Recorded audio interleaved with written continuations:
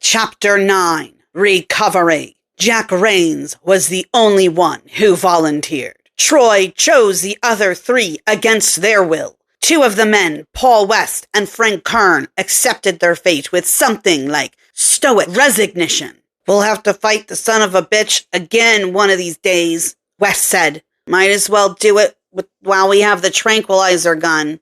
Only the 3rd man, Blake Anderson, offered any serious resistance. "I ain't going out there to get killed," he said. "Neither am I," Troy said. "The idea is to find the gun and then bring it back here." "And what if he finds us first?" "Then all bets are off and it's every man for himself." When the 5 men stepped outside, the storm winds had died down, leaving the world still and unnaturally silent. The muffled crack of calving icebergs drifted from the distant sea, sharp against the silence. Snow crunched underfoot as the men ventured across the frozen landscape. Sled dogs howled from somewhere behind them in the dim twilight of an Antarctic summer night. They had brought one of the dogs with them, Wolf, the mixed half-wolf, half-husky. He walked next to Troy,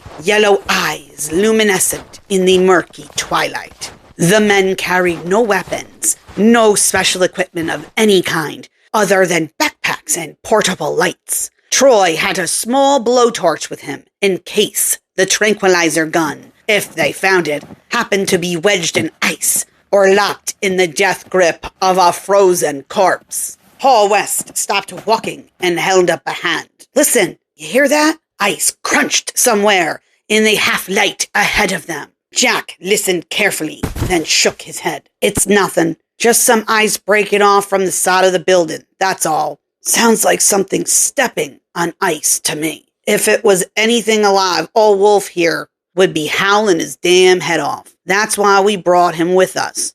"Keep it down," Troy said. Voices carry. A sharp crack broke the night stillness, followed by the sound of something heavy dropping down onto frozen snow. They all turned in that direction, heart beating faster. More snow falling off the roof. Jack pointed to the side of a nearby building where a large mound of snow lay shadowed by an overhanging eave. "Damn it," Blake Anderson whispered. "I wish Tarosh would have let us bring some guns." "You think that bastard trusts us?" Frank Kern asked. "You don't want us shooting his precious dinosaur by accident." "Or him," Troy said. Because the corridor had been destroyed, the 5 men had to make their way toward the storage depot across open ground. They moved as quickly as the terrain would allow, dark figures against a muted white landscape, passing through the twilight of a sub-zero Antarctic night. Wolf trotted along them, body tense, ears alert. Anderson glanced around uneasily. "I don't like it being out here out in the open like this." "We can see him coming this way," Troy said. "If I see him coming, I'm out of here." As they passed the part of the central complex where the radio communications building once stood, West raised his hand again, bringing the party to a halt. "Look, you see that?" He pointed to a taller building, also burned by the Sikorsky's explosion. It rose beside the blackened ruins of the station's radio shack, casting them into deep shadow. "It's nothing, Paul." "Something's back there, Troy. I saw it move." The other men could see nothing in the dark shadows, no movement of any kind. Nevertheless, a chill passed through them, more penetrating than the frozen night air. "He's back there," West insisted, "watching us." "If he was," Jack said, "Wolf would be raising hell." The dog stared out in the shadows in silence. "I tell you he's back there." "Okay, Paul," Troy said. "We'll watch our rear. Now let's keep heading for the storage depot." As they moved away from the former communication center, Troy glanced back at its fire-burned ruins. He thought he saw something move then within the shadows, something that had been keeping very still up to that moment by a deliberate exercise of the will. He focused his eyes more sharply, muscles tightening. But this time, he saw nothing except shadows. The ground out in front of the storage depot looked like a battlefield left behind by a retreating army, strewn with dead bodies and debris. Several small tractors sat abandoned, one of them leaning sideways and slightly twisted, as if the Tyrannosaur had stepped on it during the rampage. Crushed and half-eaten corpses lay sprawled in the various surreal positions. Pools of blood gleamed black in the dim twilight, frozen solid on the surface of the ice. "Jesus!" West muttered, surveying the carnage. The others stopped to look at the mutilated remains of men they had once lived and worked with. They then turned to the storage depot itself, the entire front wall ripped out where the Tyrannosaur had broken through it. Dark and ominous now, as the entrance to an ancient tomb. "This is it," Troy said, looking into the darkness. "Take out your lights," Jack instructed the others. "Once we're inside, try to spread out and cover as much ground as possible. This gun we're looking for could be anywhere." Anderson stopped at the threshold to the darkness. "What's wrong, Blake?" Kern asked. "I don't like walking into a goddamn one-way trap." "Hell, Blake, no one likes it." They moved forward into the storage depot, portable lights cutting through the darkness, making long shadows that shifted across the floor and ceiling, and the radioactive waste storage containers stacked high against the back wall. "What happened to the goddamn lights?" Kern asked. "Dinosaur must have knocked out the power when he busted through the wall," Jack said. "Since then, nobody's had a chance to—" "Bingo!" Wes called out from up ahead. "Found it!" The others came over to where he and Troy stood outside what was left of the Tyrannosaur's cage. Their lights shone down on Gregor Koznan's dead body, black blood frozen atop pale bones where the creature had ripped flesh and muscles loose. The face, while contorted, was essentially undamaged. It lay staring at them, mouth open, eye still and unblinking, wide with horror. About 5 feet away from the body lay the tranquilizer gun, a light film of frost coating its plastic barrel and grip. "Look over there!" Jack pointed with his light to a small white box on the straw-littered metal floor. "Tranquilizer darts," Troy said. "Good work. This is what we came for. Now, let's get the hell out of here." He bent over to pick up the gun and the box of darts. Wolf growled deep in his throat, a low, menacing growl. "What is it?" Anderson asked, his own voice dropping to a frightened whisper. He swept his light over the inside of the storage depot. Shadows danced crazily across the floor and back wall, expanding and contracting, but the light revealed nothing that had not been there all along. Troy leaned down close to Wolf. "What's the matter, boy? You hear something?"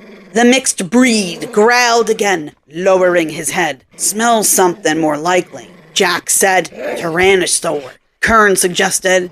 "Shut up!" Wes turned to him. "Just shut your—" Troy raised a hand. "Listen!" From outside the storage depot came a chuffing sound, like something blowing hard into the frigid night air. Something large and heavy, with enormous lung capacity. "Goddamn!" Anderson whispered, fear taking hold of him. "That bastard Tarosh," Wes said. "Probably planned it like this.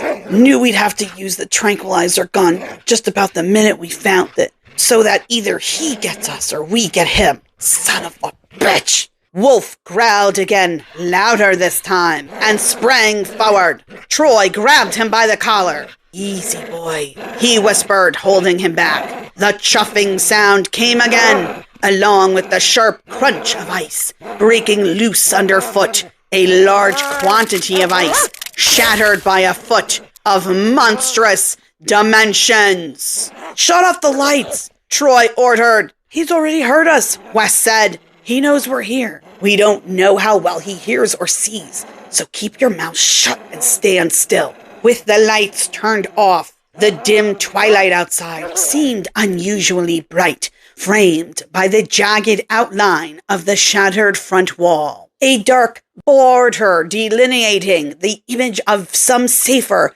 brighter world beyond it. The four men stood in the darkness, watching and waiting. Wolf growled again, more urgently than ever, claws scraping against the metal floor as he tried to move forward, held back only by Troy's grip on his collar. "Can't someone shut that goddamn dog up?" Anderson asked. Troy stroked Wolf's taut neck. "Easy, boy." The chuffing sound came again, almost a snort. This time, loud and angry. More ice crunched sharply outside. Wolf, restrained by Troy, raised his head and barked. A series of sharp, sudden warning barks. The ice crunched outside again. Then silence. The silence lasted for a full minute and beyond. Sled dogs started howling in the distance. "Oh! Oh!" "They must have heard Wolf," Jack said. "Is it gone?" Anderson whispered. "Is it gone yet?"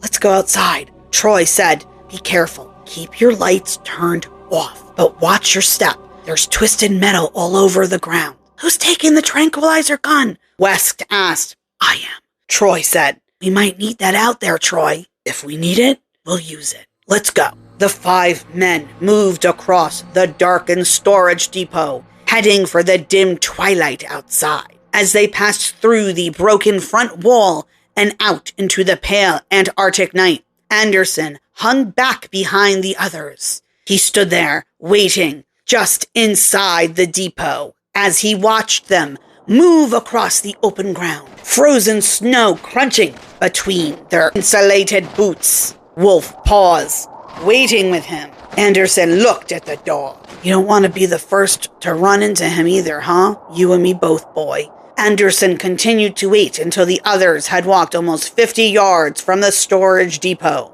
No chuffing sounds could be heard now. No large shadows fell suddenly across the snow. Wolf whined softly and licked his chops. Taking a deep breath and a tightening grip on his portable light, Anderson stepped out from the storage depot to follow the others back to the central complex. Wolf barked, loud and sharp. Another warning bark. Anderson felt the warmth then, sensed it before he completely understood what was happening at that moment. Reacting from instinct, he turned towards the warmth. The terrible jaws gaped wide, only a few feet away. Hot breath, fetid with the stench of rotting flesh, wafted out from the gaping jaws in billowing steam clouds. Anderson could feel the putrid breath condensing in droplets on his face. He could see curved teeth, large and sharp as machetes, pieces of decayed meat stuck between them, everything in vivid, intricate, close-up detail. He screamed and stumbled back, dropping his light, almost losing his balance, but regaining it again at the last possible moment. He moved back farther from the storage depot, dodging from side to side, now with quick, nimble footwork. The Tyrannosaur mirrored his movements, shifting his large, huge head from side to side, like a cat playing with a mouse. Anderson had no breath to scream just then, no time to think, dodging from side to side, dancing for his life. When the game had gone on long enough, the Tyrannosaur lunged at him, jaws gaping for the kill. Anderson screamed then and leaped to one side so that the razor-sharp teeth closed around his legs, lifting him high into the pale night sky, the upper half of his body protruding from the great grinning jaws. His arms twitched frantically, then fell still, hanging loose as if broken. Blood slopped down from the Tyrannosaur's jaws into the frozen snow below. The others turned back at the sound of Wolf's barking and Anderson's dying screams and saw the atrocity outlined against the twilight sky. "Well, I'll be damned," Kern said softly. "It was right there beside us the whole time." The Tyrannosaur bolted down Anderson's body, the crunch of snapping bones loud and clear in the cold night air. Then it turned on the other four. "Shine your lights in his eyes!" Troy shouted. "That'll draw him right to us. Just do it, Paul!" The four lights came on suddenly, reflecting off the creature's deep-set, non-mammalian eyes. It roared at them and blinked into the bright lights, turning its head slightly from one side to escape the glare, squinting against it. "Hold them steady on his eyes," Troy ordered. The Tyrannosaur seemed unable to move, caught in the beams of the four portable lights. It let out a bellow of rage and frustration, but did not turn or move or attack. Kern dropped his lights in. It skidded across the frozen snow, settling slowly to a stop, its beam now angled slantwise up at the creature's massive left leg.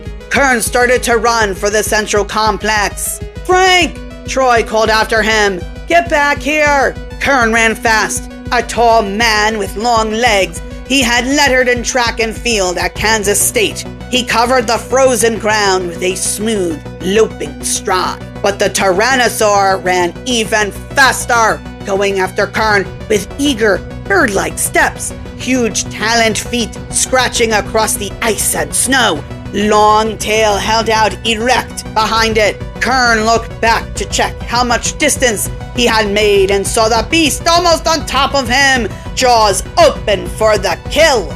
Kern redoubled his speed, sprinting forward in a final valiant effort. But as he must have known, it was hopeless. Perhaps that was why he stumbled, arms pinwheeling frantically to keep from falling. His body never hit the ice. The Tyrannosaur snatched him up nimbly in its jaws like a lizard nipping a butterfly on the wing. Kern's horrible screams echoed across the frozen landscape as he writhed in the creature's grip. One of his long legs severed from the rest of his body, dropping earthward, trailing blood, revolving slowly in the dim twilight. Kern's blood still dripping from its jaws. The Tyrannosaur hissed out a cloud of vapor into the frozen night and turned toward the remaining three men. "Keep the lights on him," Troy ordered. The creature blinked into the portable lights, yellow eyes squinting against their painful brightness. It roared in frustration and went for the lights, its huge head lowered, hot breath hissing and steaming in the night air. "The lights aren't holding him anymore," West cried. "Just keep them. I said they're not working." West threw down his light and seized the tranquilizer gun from Troy's backpack along with the box of tranquilizer darts. "Paul!" Troy grabbed for the gun. "No!" "Go to hell." West loaded a tranquilizer dart, then cocked the gun, raising it for firing. "You can't stop him that way, Paul. Watch me." West took aim at the approaching Tyrannosaur, hands steady as he sighted on the lower head and gaping jaws. "Get back!" Troy called to Jack. They both moved as far away from West as possible, still keeping their lights aimed straight into the Tyrannosaur's eyes. But the creature did not seem to mind the lights as much now. All its attention was fixed on the small figure standing before it with the tranquilizer gun. The Tyrannosaur approached West not with the quick bird-like steps it had used to catch Kern, but slowly and deliberately, as if it remembered the time Kosnan had used the tranquilizer gun against it and could still recall vividly the stinging sensation of the dart fixed in its flesh. The creature paused about 10 yards back from West, its great head lowered, its body tensed for a sudden spring. West fired. A soft whoosh came from the gun, whether because of West's inexperience or nervousness, or because of a strong gust of wind that blew in the last second. The dart sailed through the air low and to one side, completely missing its target. The Tyrannosaur, however, did not miss. West saw the terrible jaws coming down on him and reacted instinctively, throwing away the tranquilizer gun and raising his arms above his head as if he could stop the juggernaut's descent. The huge jaws closed shut, chopping off West's arms. Blood burst from the stumps that remained, shooting up into the cold night air. West lurched forward into a stumbling dance of death. The Tyrannosaur lunged again.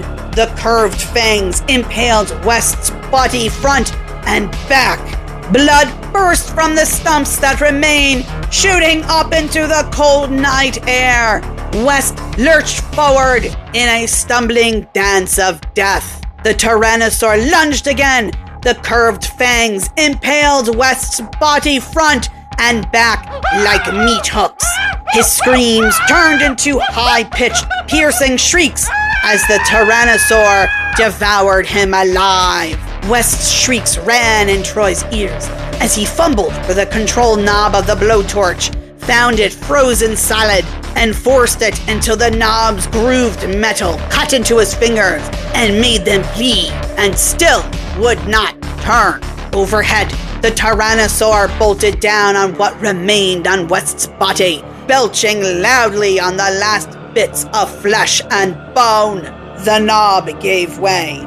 Troy twisted it, blood trickling down his wrist. A blue flame burst out from the nozzle with a sharp hiss. He turned the knob once more. The flame grew in length, a flickering orange-blue rod against the pale Antarctic twilight. The Tyrannosaur roared, twisting its head down towards Troy, blood and bits of West's flesh falling from its jaws. Troy raised the torch and opened the knob all the way. The flame leaped out towards the Tyrannosaur, almost kissing its massive snout. The creature pulled back with a startled roar, unsure of what this was or how to deal with it. "Jack!" Troy called, his eyes on the Tyrannosaur. Torch raised in front of him. "You still there?" "Right beside you, Troy. Go on over and get the tranquilizer gun, would you? While I still have his attention here?" "Are you crazy? That worthless piece of..." "3 men have died for it tonight. We're not going back without it, Jack." The Tyrannosaur roared and lunged at Troy. He raised the blowtorch higher. The creature pulled back at the last second, growling deep in its great throat, jaws snapping in rage and bitter frustration. Troy could hear Jack muttering somewhere off to the side. "You got that there, Jack? I can't hold him forever. I'm looking for the mother, okay? There's blood and pieces of meat all over the... Here it is!"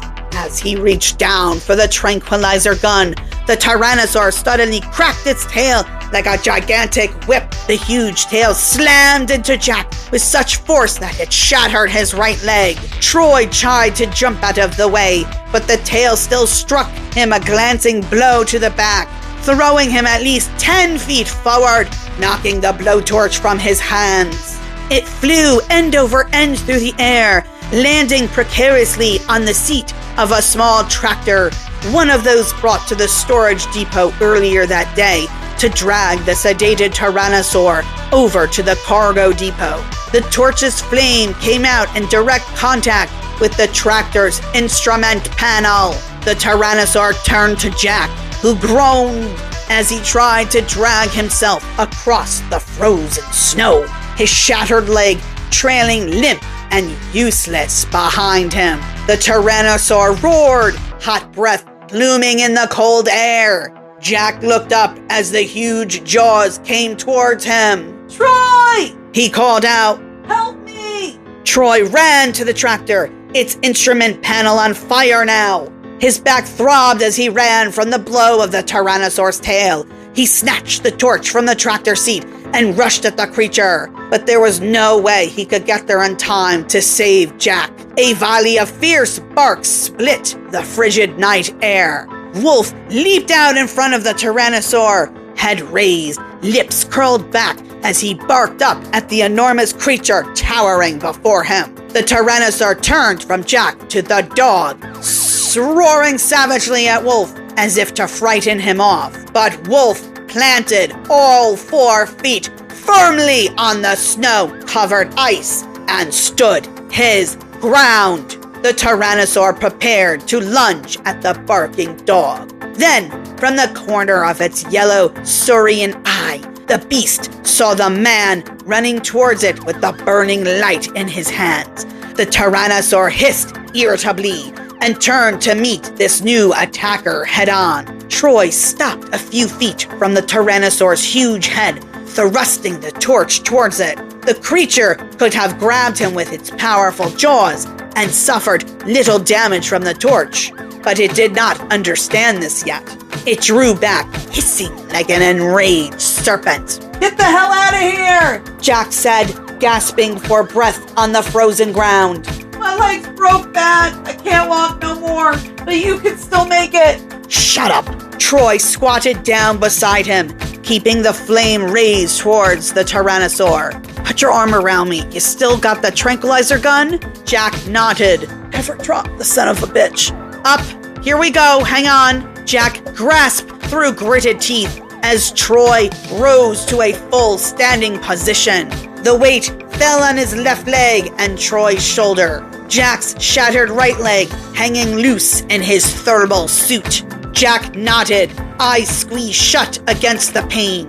Wolf came up beside them, sniffing at the wounded leg. The Tyrannosaur lunged at all three of them. Troy thrust out the blowtorch. The creature drew back again, hissing more fiercely now, its huge tail whipping back and forth in an agitated frustration. Behind it, the tractor's gas tank exploded in a burst of bright orange flames, lighting up the cold Antarctic night. The Tyrannosaur turned and roared at the blazing tractor. The two men began to make their way back towards the central complex, Wolf trailing behind them. Troy walked slowly as Jack hobbled to keep up, every step in agony for him, while the tractor burned like a beacon in the distance. And that completes Chapter 9.